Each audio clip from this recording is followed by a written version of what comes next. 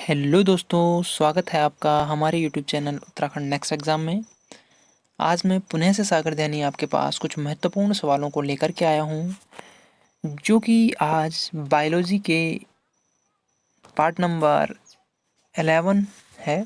और ये जो टॉपिक है या जिसके क्वेश्चन हम डिस्कस करेंगे, ये आपका डीएनए से रिलेटेड है, अर्थात molecular basis of DNA. Inheritance के लिए डीएनए आवश्यक होता है, आनुवंशिकी के लिए आवश्यक होता है, आप सभी जानते हो।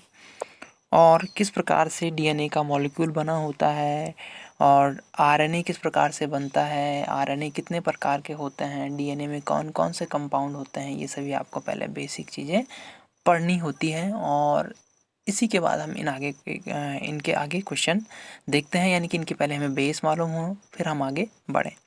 तो देखिए, मेनली मैं आपका बेस क्लियर करूँ कि डीएनए जो होगा वो आपका डीऑक्सीराइबो न्यूक्लिक एसिड होगा। और डीएनए मेनली 3 कंपोनेंट से मिलकर बनेगा, बेस, शुगर और फॉस्फेट से। क्लियर। बेस इसमें 4 होंगे, 2 मेनली होंगे, प्यूरिन एंड pyrimidine। प्यूरिन में एडेनिन ग्वानिन एंड pyrimidine में साइटोसिन एंड थायमिन। जबकि शुगर आपका इसमें पेंटोज शुगर होगा या डीऑक्सीराइबोज शुगर होगा। क्लियर। और लास्ट फॉस्फेट इसमें H3PO4, यानी कि मेनली हम PO4 को काउंट करते हैं इसमें, तो इस प्रकार से इसमें फॉस्फेट होगा। बात करें कि डीएनए तो आरएनए, तो आरएनए भी सेम इसी प्रकार से बना होगा। बस एक बात होगी कि डीएनए से ही आरएनए का निर्माण होगा, इसमें थोड़ा बेस चेंज हो जाएगा। जो आपका बेस होगा वो adenine guanine cytosine and thymine, यानी टी की जगह पे यू हो जाएगा, बाकी चारों सेम रहेंगे, यूरेसिल हो जाएगा। और जो इसमें शुगर होगा वो पेंटोज होगा, लेकिन राइबोज होगा, यानी ऑक्सीजन प्रेजेंट होगा इसमें। तो इस प्रकार से इसमें बनते हैं ये। फिर इसमें हम आगे की प्रोसेस देखते हैं। तो गाइस चलिए डिस्कस करते करते क्वेश्चन को सॉल्व करेंगे। तो बढ़ते हैं आगे। आगे बढ़ने से पहले वीडियो को लाइक, चैनल को सब्सक्राइब और साथ ही कमेंट अवश्य करें और वीडियो को ज़्यादा से ज़्यादा शेयर करें। तो चलिए शुरू करते हैं। फर्स्ट आपके पास टर्मिनेशन कोडोन है। तो देखिए, पहले मेनली आप समझ जाइए कोडोन क्या होगा। तो नाइट्रोजनी बेसों का एक ट्रिपलेट सीक्वेंस होता है, एक हम कह दें त्रिक क्रम होता है, जो कि एक अमीनो एसिड्स को कोड करता है। क्लियर। तो वो हमारा कोडोन कहलाता है। पूछा गया है टर्मिनेशन कोडोन। टर्मिनेशन कोडोन का मतलब वो कोडोन जो कि प्रोटीन सिंथेसिस की प्रोसेस के अंत में लगता है या श्रृंखला के समाप्ति में लगता है, वो आपका टर्मिनेशन कोडोन कहलाता है। तो देखिए, आपके पास दिया है UGA, UAG, UAA और उपरोक्त सभी। तो आपके उपरोक्त सभी, ऑल ऑफ द अबव, आपके टर्मिनेशन कोडोन होंगे। कभी कभी पूछा जाता है कि इनिशिएटर कोडोन या श्रृंखला प्रारंभ करने वाला कोडोन कौन सा होता है, तो आपका AUG होगा, जो आपका मेनली मिथ्यूनोन को कोड करता है। ठीक। और मोस्ट इम्पॉर्टेंट होगा कि AUG आपका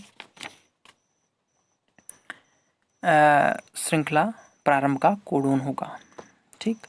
the next is genetic code degenerate क्यों क्यों होता है। ठीक। डिजेनरेट, देखिए यहाँ पे आपके पास मोस्ट इम्पॉर्टेंट क्वेश्चन है। ये आपका एक कैरेक्टरिस्टिक है जेनेटिक कोड के, कि जो जेनेटिक कोड होता है वो डिजेनरेट क्यों होता है। तो ध्यान दीजिए, जेनेटिक कोड डिजेनरेट इसलिए होता है, ऑप्शन है कोडोन डिजेनरेट होते हैं।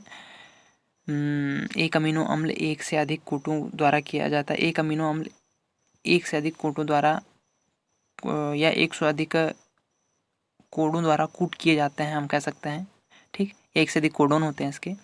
एक कोडोन एक से अधिक अमीनो एसिड्स को व्यक्त करता है। और द लास्ट इज, इसमें लास्ट ऑप्शन है उपरोक्त में से कोई नहीं। तो देखिए, आपका जो सही आंसर होगा एक अमीनो अम्ल एक से अधिक कोटों द्वारा किया जाता है। अर्थात ध्यान से सुनिए, जिसमें बात करूँ CUU की, यानी कि आपका CUU या CUC, CUG और CUA। Clear. CUU, CUG, CUA और CUU, CUC, इस प्रकार से ये आपका सभी के सभी चारों के चारों ल्यूसिन को ल्यूसीन अमीनो एसिड्स को कोड करने का काम करते हैं। यानी कि देखिए एक से अधिक कोडोन एक अमीनो एसिड्स को कोड करते हैं, तो इसीलिए डिजेनरेट होता है। क्लियर? यानी कि ये होता है कि एक अमीनो अम्ल को एक से अधिक को जो क्या है नाइट्रोजन बेसिस का ट्रिपलेट सीक्वेंस है वो कोड कर सकता है। क्लियर? तो आप इसे समझ जाइए कि ये डिजेनरेट इसलिए होता है। मेनली आपके 64 जेनेटिक कोड बनते हैं एक शब्दकोश में, ठीक, और केवल 44 ही कोड रह जाते हैं। इसलिए रह जाते हैं क्योंकि ये एक से अधिक क्या कर रहे हैं, एक से अधिक कोड एक अमीनो एसिड्स को कोड करते हैं, तो इस प्रकार से 44 रह जाते हैं। पॉलीयू क्रम जो कि फिनाइल एलानिन बनाता है 1961 में किसने दिया था? तो देखिए पॉलीयू क्रम क्या होगा, हम पढ़ते आ रहे हैं कि जब हमने डीएनए में मेनली हम एमआरएनए के बारे में डिस्कस करते हैं, तो एमआरएनए का जो पोर्शन होता है उसमें लगभग हमारे पास एक्सॉन, एंट्रॉन और पॉलीयू सीक्वेंस का पोर्शन होता है एंड में, ठीक। तो ये जो यानी कि इसे हम कैब भी कह लेते हैं, ठीक, कैब, और फिर coding region, non coding region, इस प्रकार से इसमें रीजन बनते हैं जो कि बायोलॉजी वाले होंगे वो आसानी से समझ रहे होंगे। तो इसमें जो लास्ट वाला रीजन होता है, क्षेत्र होता है, इसे कहते हैं पॉलीयू सीक्वेंस। तो इस पॉलीयू क्रम को किसने खोजा था, तो वही हम डिस्कस करेंगे। तो इस पॉलीयू क्रम को नीरेन वर्ग तथा ओ चाओ के द्वारा खोजा गया था। चलिए आगे बढ़ते हैं। खुराना ने 1964 में कॉलीलीमर जो सिस्टीन तथा वैलीन बनाते हैं उसकी खोज की। तो ये क्या थे आपके, तो ये जो क्रम था ये था आपका UAUAUA। द मोस्ट इंपॉर्टेंट, ये आपके लिए मोस्ट इंपॉर्टेंट होगा। यहाँ पे देखिए सेम ऑप्शन थोड़ा वैसे होते हैं दिक्कत वाली, तो आपका UAUAUA वाला सीक्वेंस आपका सिस्टीन और वैलीन बनाएंगे। नेक्स्ट है एक रज्जुक से जुड़ने वाले प्रोटीन डॉट डॉट का भक्षण करते हैं। तो एक रज्जुक से जुड़ने वाले प्रोटीन आपका डीएनए नेचुरल स्ट्रैंड का करते हैं, कॉम्प्लीमेंट्री डीएनए का करते हैं, डीएनए के अनबाइंडेड पैरेलल स्ट्रैंड का करते हैं। तो देखिए ये भक्षण आपका डीएनए के अनबाइंडेड पैरेलल स्ट्रैंड का करेंगे, क्योंकि जब एमआरएनए का निर्माण होगा, क्योंकि आपको पता है प्रोटीन सिंथेसिस के लिए मेनली एमआरएनए का निर्माण है, तो डीएनए आपका जो होता है वो डबल हेलिकल मॉडल होता है, ठीक, जिसकी जब सर्वप्रथम वाटसन और क्रिक के द्वारा 1953 में जिसका डिस्कवर किया गया, और फिर एक्सरे क्रिस्टलोग्राफी के द्वारा विल्किंस ने देखा इसे। तो ये डबल हेलिकल मॉडल होता है, तो इसे पहले अनबाइंडिंग करना पड़ता है इस सिचुएशन को। तो ये इस प्रकार से जब कर देता है तो फिर यहीं से इसके नेक्स्ट टेम्पोरल से, ठीक, एमआरएनए का निर्माण होता है। तो यहाँ पे आपका जो एक रज्जुक से जुड़ने वाली प्रोटीन होगी वो करेगी आपका डीएनए के अनबाइंडेड पैरेलल स्ट्रैंड का, ठीक। यहाँ पे देखिए डीएनए अणु का संश्लेषण उत्प्रेरित होता है, तो डीएनए के संश्लेषण के लिए उत्प्रेरित जो एंजाइम है वो कौन सा होता है, तो आपका DNA polymerase third. It is important, DNA polymerase third, ये मेन है, ये आपको याद रखना है कि थर्ड वाला एंजाइम होगा।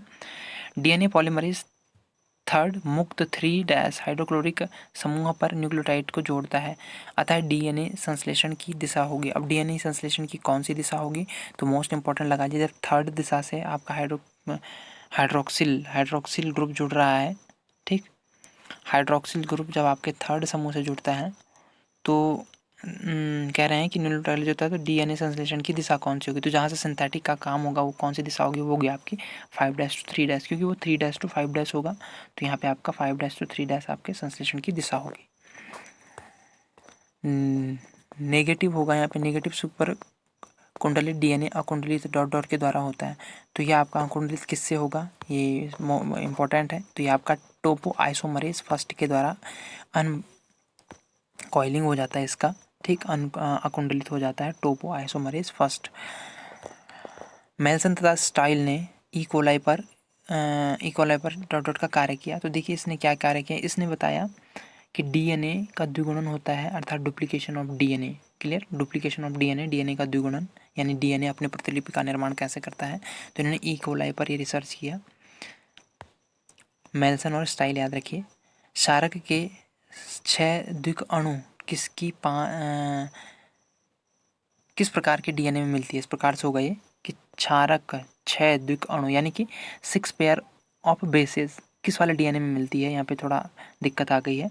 B DNA, Z DNA, ADNA, cDNA। Clear. तो ये आपका देखिए, मैं बात करूँ कि जो ZDNA होगा उसमें ZDNA यानी ये आपका लेफ्ट हैंडेड होता है, वामावृत होता है, ठीक। और लेफ्ट हैंडेड यानी ZDNA में आपके 6 द्विक अणु मिलते हैं, यानी कि बेस के क्षारक के 6 द्विक अणु मिलते हैं, तो एक पिच का निर्माण करते हैं फिर ये। क्लियर। और इसकी मैं बात करूँ मेनली, तो इसमें मेनली 12 क्षारक युग्म होंगे, यानी 6 डायमर होंगे। और इसकी जो एक पिच की दूरी होगी 45 एंगस्ट्रॉन्ग होगी, और कुंडली का व्यास 18 एंगस्ट्रॉन्ग होगा। जबकि वहाँ पे आप देखते हो जो हमारे पास BDNA होता है, BDNA उसमें जो DNA के बेसिस होते हैं वो 10 क्षारकों के क्या होते हैं, जोड़े होते हैं। और इसका जो एक पिच की लंबाई होती है वो 34 एंगस्ट्रॉन्ग के 3.4, ठीक, 34 एंगस्ट्रॉन्ग में हम कह सकते हैं। और साथ ही इसका जो व्यास होगा वो आपका 20 एंगस्ट्रॉन्ग होता है। और एक बेस से दूसरे बेस पेयर की दूरी आपकी 3.4 एंगस्ट्रॉन्ग होती है। तो यहाँ पे थोड़ा अलग है, यहाँ पे आपके पास थोड़ा ZDNA है लेफ्ट हैंडेड, जबकि वो राइट हैंडेड DNA होगा BDNA। और BDNA की ही खोज हमारे वाटसन और क्रिक के द्वारा की गई थी। डबल हेलिक्स मॉडल BDNA पे हुआ, ZDNA पे नहीं हुआ। तो ध्यान दीजिए, ये जो ZDNA होगा इसमें आपके 6 द्विक अणु बेस के मिलेंगे एक पिच में। कुंडलनी एक श्रृंखला में ये 5-3 क्रम है, जो दूसरी श्रृंखला में, तो आप इजीली लगा सकते हैं कि हमारे पास मेन जो क्वेश्चन पढ़ रहा है वो क्वेश्चन है कि यहाँ पे बात की जा रही है कि जो एक कुंडलनी होगी इसमें एक जो श्रृंखला होगी वो 5-3 की ओर होगी वो क्रम, ठीक। तो जो दूसरी श्रृंखला होगी वो किस क्रम में होगी, तो आपको मेनली होना चाहिए वो जो श्रृंखला होगी वो 3-5 में होगी, यानी 3-5 की ओर होगी। यानी मैं बात करूँ कि एक ये सीक्वेंस है और एक ये सीक्वेंस है, ठीक। इसमें एक है 5-3, तो दूसरा क्या होगा आपका, दूसरा होगा आपका 3-5, ये तो होगा। अब ये देखिए 5P का मतलब फॉस्फेट पे होगा और OH का मतलब हाइड्रोक्सिल ग्रुप आपका ऊपर की ओर जुड़ा होगा, OH वाला ग्रुप इस प्रकार से, और यहाँ फिर फॉस्फेट से इस प्रकार से ये जुड़े होंगे। तो इजीली आप यू कैन फाइंड दैट इसका जो आंसर होगा वो होगा 3-5, ठीक। और ये भी याद रखना कि OH वाला यानी हाइड्रोक्सिल ग्रुप और आपका फॉस्फेट किस प्रकार से उसमें जुड़ा होगा। DNA एक द्विकुंडलीय द्विरज्जु की संरचना है, किसने दी थी, तो ये मेनली आपने अभी डिस्कस किया कि वाटसन और क्रिक के द्वारा ये डबल हेलिकल मॉडल दिया गया। DNA में एक्सरे क्रिस्टलोग्राफी, तो अभी मैंने बात की कि जो विलिकन्स साहब थे उन्होंने एक्सरे क्रिस्टलोग्राफी दिया था और इसकी डीपली स्टडी की थी। DNA की पिच में कितने क्षारक होते हैं, तो अभी मैंने बात की कि एक पिच में DNA, ये BDNA की बात हो रही है, नॉट ZDNA, ठीक। तो यहाँ पे 10 होगा, BDNA की बात होगी तो आपका 6 यानी कि 6 यानी कि आप लगा सकते हो 12 इस प्रकार से, ठीक। 12 का सीक्वेंस होगा। ट्रांसक्रिप्शन के लिए आवश्यक विकर है, तो ट्रांसक्रिप्शन के लिए आपका आवश्यक विकर मेन होगा जो वो होगा RNA पॉलीमरेज होगा, यहाँ पे एपोमरेज या पॉलीमरेज, ठीक हो गया ना। तो यहाँ पे ट्रांसक्रिप्शन के लिए मेन जो होगा वो RNA, कभी कभी पॉलीमरेज आएगा वो भी सही है, एपोमरेज आएगा वो भी सही है, बोथ आर करेक्ट। तो यहाँ पे आपका ट्रांसक्रिप्शन के लिए आवश्यक विकर यही होगा। तो मे भी आपको ये वीडियो पसंद आई होगी, यदि कहीं पे आपको नया समझ में ना आए तो कमेंट अवश्य करें। Okay, thank you, have a nice day.